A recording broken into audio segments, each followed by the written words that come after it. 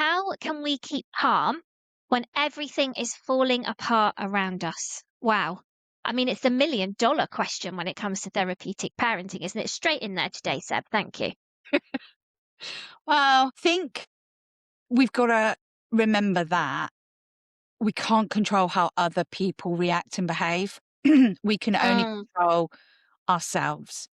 And so when it is safe to do so, I think sometimes the best strategy is to take a step away, take that mhm, breath, regulate ourselves, and then we can start co-regulating our children. Um, when I have learned when I am dysregulated, when I'm like, oh my God, there's no way that I can then talk calmly to my child or try and reassure my child that they're going to be okay, because mm. that's not how I'm feeling right now.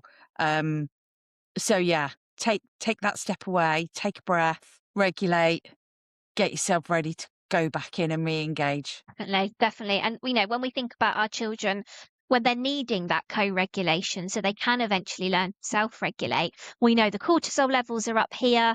My hand is high for those listening. When they're up that high, if our cortisol levels are matching them or even worse, which is possible at times, then there's no way with our high cortisol levels we can expect to be bringing theirs down. So it is very much about we self-regulate, co-regulate, so they self-regulate. It's kind of this 360 package really, isn't it? And I also think it's really important to remember that as a therapeutic parent, that doesn't mean you have to be in the firing line all the time. Otherwise, you're not Yeah. meeting your child's needs.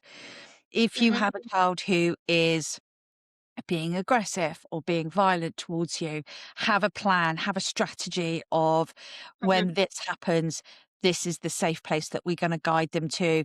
This is going to be my exit route.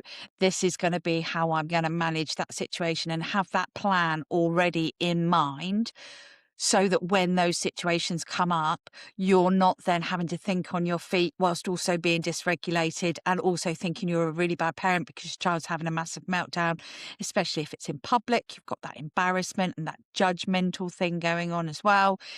Just, yeah, be prepared if you have a child that is likely to react in those kind of ways.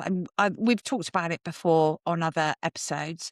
Um, but yeah, being a therapeutic parent doesn't mean I have to put myself in the firing line and be my child's punching bag because I Mm, want them to be co-regulated by me.